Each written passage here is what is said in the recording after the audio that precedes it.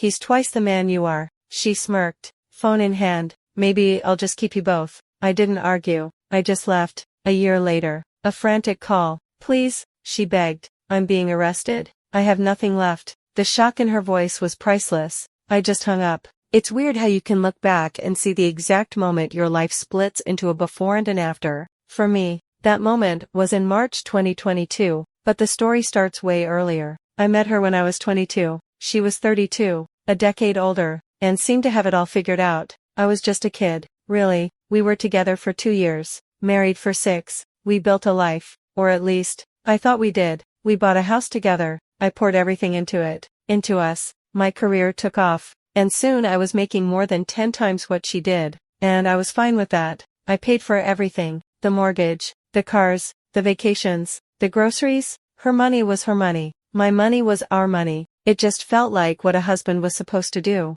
The before started to crack around 2020. It wasn't one big thing, but 1,000 tiny cuts. Every argument, no matter how it started, ended with me apologizing. Every success I had was somehow because of her, but every mistake was mine alone to carry. I started walking on eggshells in my own home. I stumbled across an article about narcissism one night, and it was like reading a biography of my wife. The gaslighting, the constant need for admiration, the total lack of empathy. It all clicked. That realization was a cold, lonely feeling. I was living with a stranger. Then came the coworker. I knew she was friends with him, but I never gave it a second thought. Looking back, I can pinpoint it to December of 2021. She started being more protective of her phone, working late more often. The excuses were always plausible, just frequent enough to be strange. I now know that's when they started sleeping together. The after began on a random Tuesday in March. She was in the shower, and her phone, left on the nightstand, buzzed. It was face up.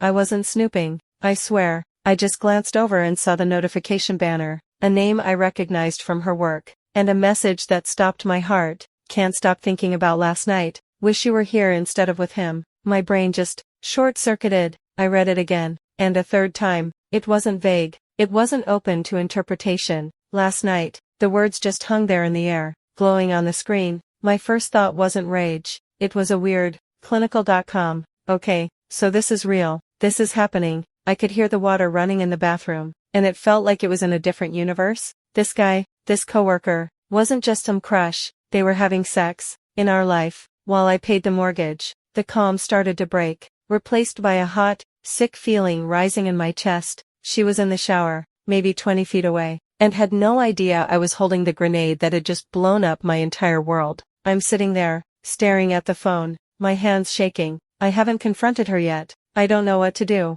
Do I storm in there and demand the truth? Do I wait and gather more information? Reddit. What the hell do I do now? Thank you for the advice. A lot of you said to confront her immediately but calmly. I tried. The moment she stepped out of the bathroom, wrapped in a towel, I held up the phone. I didn't yell. I just asked, who is this? She went through a 3-act play in about 30 seconds. First, denial. That's just a work thing. You're being crazy. Then, when I wouldn't let it go, came the anger. I can't believe you went through my phone. You have no right. Finally, when she saw I wasn't backing down, came the classic narcissist's move, flipping the blame. Well, maybe if you were more present in this marriage, I wouldn't have had to find comfort somewhere else. There was no apology, no remorse, just excuses. That confrontation opened the gates to the worst 6 months of my life. March to September 2022 was a masterclass in psychological torture. I decided to try and make it work. I know, it sounds insane now, but this was my life,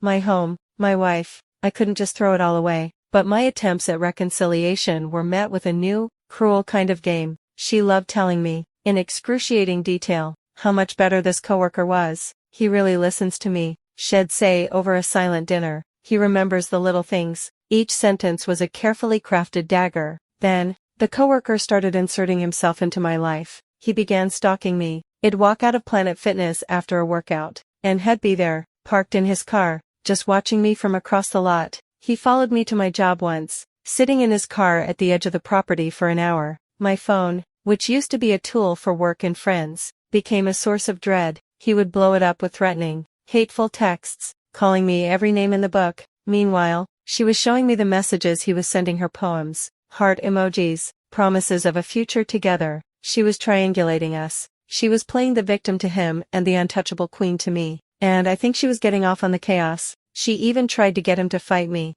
telling me he was a real man who would stand up for her and telling him I was controlling and abusive. My body was the one keeping score. I started having panic attacks. The first one hit me on the drive to work. My chest seized up. I couldn't breathe. And I had to pull over, convinced I was dying. The weight just melted off me. Food tasted like cardboard. Sleep was a luxury I couldn't afford. In a few months, I lost 50 pounds. I looked in the mirror and saw a skeleton with haunted eyes. All the while, I was still trying. I suggested therapy. I begged her to choose, to either commit to him or to me. Her response was a cold smile. I don't know what I want. I see it clearly now. She didn't want the marriage to work. She enjoyed seeing me suffer. My pain was proof of her power, proof of how much I loved her. The more I tried to hold on, the tighter her grip became. The sicker I got, the more she seemed to glow. It takes two people to save a marriage, but I was the only one in the water, and she was the one holding my head down. I'm at my breaking point. I can't eat, I can't sleep, and I feel like I'm losing my mind. How do you walk away from a house you built and a life you invested everything into? For anyone who's been through this, how do you find the strength to finally say enough? The breaking point wasn't a dramatic explosion. It was a quiet, cold snap. She came home one night, well past midnight, smelling faintly of a cologne that wasn't mine. She was telling me some story about having to work late, but her eyes were glassy and distant. I realized she wasn't just lying to me. She didn't even respect me enough to put any effort into the lie. In that moment, the part of me that was still fighting, still hoping, just went silent. I had finally had enough. The next morning, I told her it was over. I want you out of my house. The divorce was surprisingly fast. Not easy, but fast. She wasn't going to make it simple. Of course, she wanted the house, the money, the life I had built. My lawyer was gearing up for a war. But then I had an idea. I made her an offer. I would pay her rent, wherever she wanted to live, for 1 full year. In exchange, she would sign the papers, walk away from the house, and never contact me again outside of official channels. My friends thought I was insane, but my brain did the math. A year of court battles, stress, and her toxic presence in my life, or one clean check and freedom. It was the easiest decision I ever made. On September 22 ND, 2022, I signed the papers. That payment wasn't alimony. It was the price of my sanity, and it was a bargain. My life post-divorce has been about rebuilding. It's been slow, but it's been real. I started taking care of myself again. I reconnected with friends, and then, I met someone. She's sweet, she's kind, and when she says something, it's the truth. There's no hidden meaning, no game. To celebrate my first year of freedom, we took a trip. I'm actually writing this from a small cafe in Europe, and for the first time in years, I feel a sense of peace. My ex-wife's path has been different. I hear things through the grapevine. The freedom she thought she wanted turned into a free fall. The drinking, which was always a weekend thing, became a daily habit.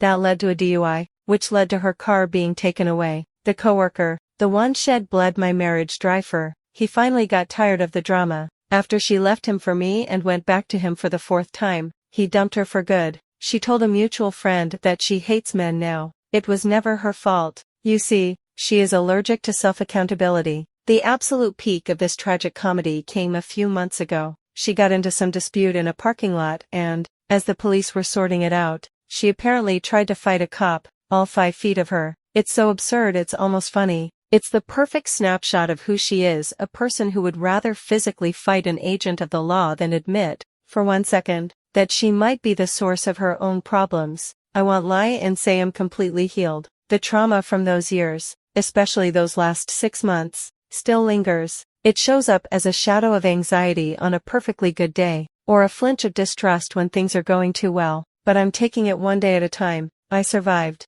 I got out. And sitting here, with a woman who treats me with kindness, I'm genuinely, deeply happier.